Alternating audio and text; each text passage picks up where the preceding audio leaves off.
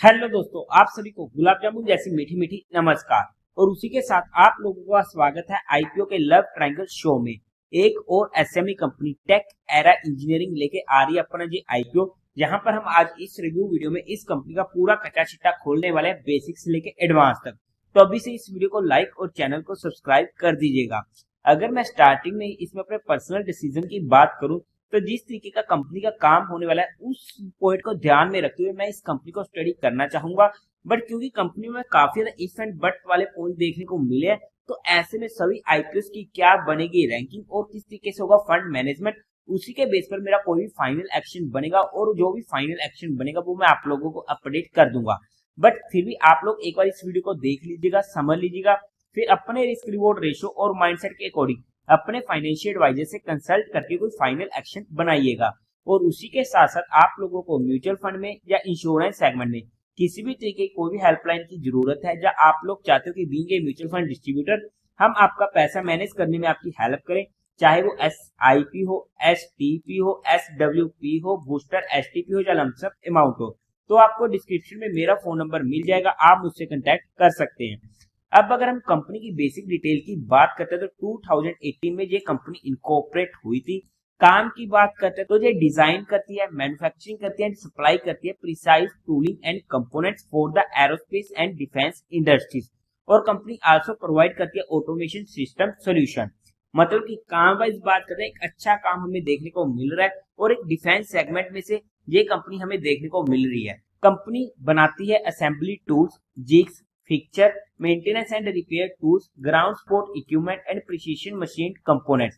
And it use advanced manufacturing technology जैसे कि 5 axis machining and 3D modeling, ताकि ये कंप्लीट कर सके टारगेट सेक्टर्स को। हाउएवर कंपनी की मैन्युफैक्चरिंग फैसिलिटी पुणे में होने वाली है। एज ऑफ सितंबर 2024 कंपनी का 177 फुल टाइम क्वालिफाइड प्रोफेशनल होने वाले हैं।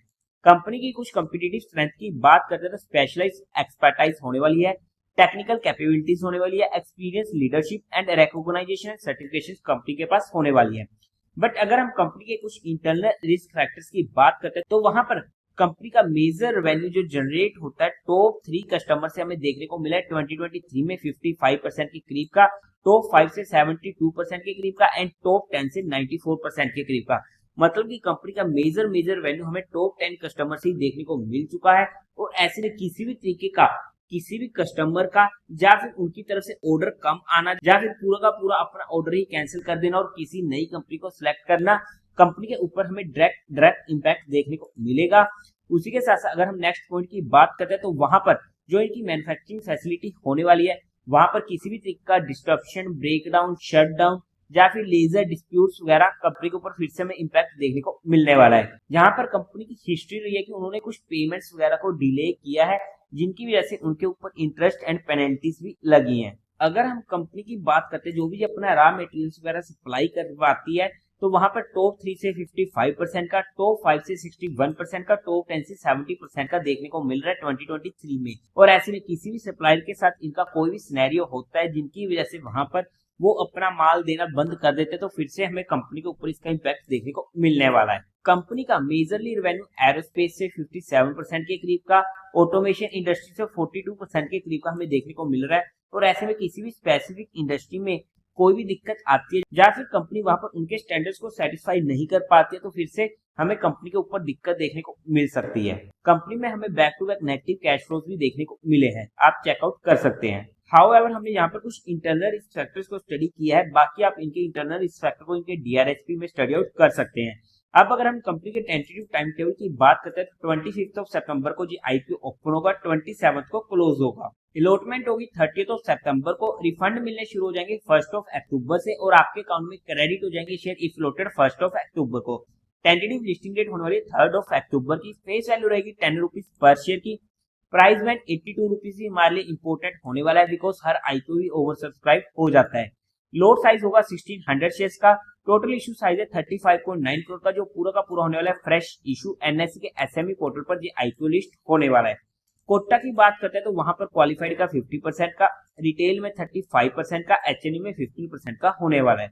लोड साइज में रिटेल कैटेगरी में एक लोड पड़ेगा 1600 शेयर्स का, जिसकी अमाउंट पड़ेगी 1,31,200 रुपीज की, HNI कैटेगरी में मिनिमम 2 लोट्स के लिए अप्लाई करना पड़ेगा, जिसकी अमाउंट पड़ेगी 2,62,400 रुपीज की। अगर हम कंपनी के प्रमोटर्स की बात करते हैं तो वहां पर निमेश रमेश चंद्रा देसाई, मीत निमेश देसाई एंड कल्पना निमेश देसाई कंपनी के प्रमोटर होने वाले हैं।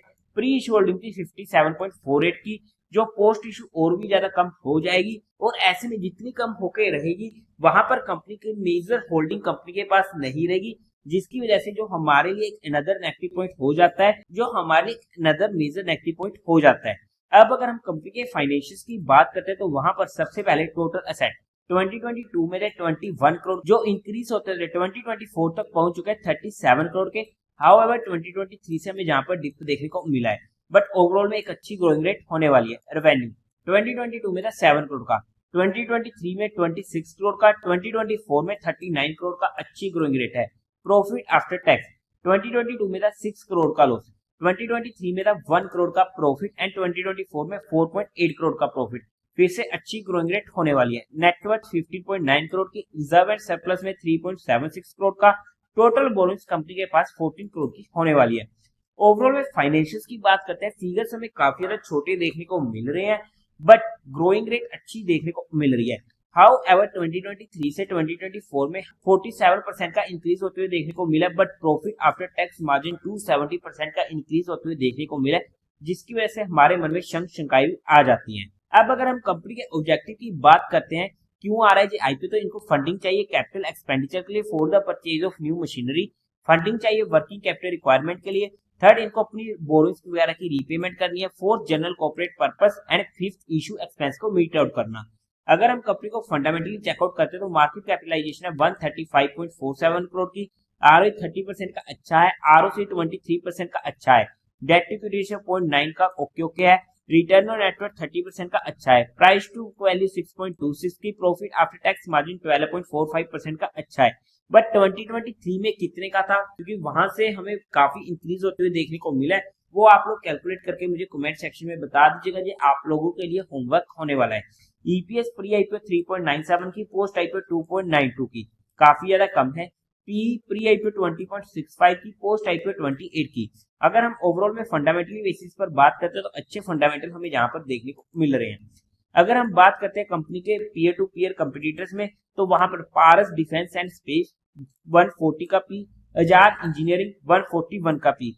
हालांकि सेगमेंट सेम है, बट इनको डायरेक्टली कंपेयर नहीं किया जा सकता, क्योंकि ये दोनों कंपनी साइज में बहुत ज्यादा बड़ी होने वाली है, और यहाँ पर टेक एरा कंपनी इनके साइज में काफी ज्यादा छोटी होने वाली है। अगर हम इसकी जीएमपी की बात करते हैं तो आज के टाइम पर इसका जीएमपी हमें देखने को मिल रहा है ऑलमोस्ट 12% के करीब का। अगर हम वैल्यूएशन वाइज बात करते हैं according to 2024 financial year data, तो उसके बेस पर ये आईपीओ ना ही सस्ता आ रहा है ना ही महंगा आ रहा है, फुली प्राइस्ड होने वाला है। बट किस तरीके से रहेंगे एक्सटर्नल फैक्टर, वो एक इंपॉर्टेंट क्राइटेरिया होने वाला है इस आईपीओ में कोई भी डिसीजन बनाने के लिए। बट हमने यहाँ पर सिर्फ कंपनी को education and learning perspective study किया है, किसी भी तरीके की कोई भी इन्वेस्टमेंट टिप या एडवाइस नहीं है। फिर भी आप लोगों को कोई भी काम करना हो या कोई भी एक्शन लेना, तो एक बार अपने फाइनेंशियल एडवाइजर से कंसल्ट करके कीजिएगा। तो देवी और सज्जनों, उम्मीद है आप लोगों को ये वीडियो अच्छी लगी होगी, तो इस वीडियो को लाइक कीजिएगा, शेयर कीजिएगा और साथ ही साथ चैनल को सब्सक्राइब करें। हर हर महादेव।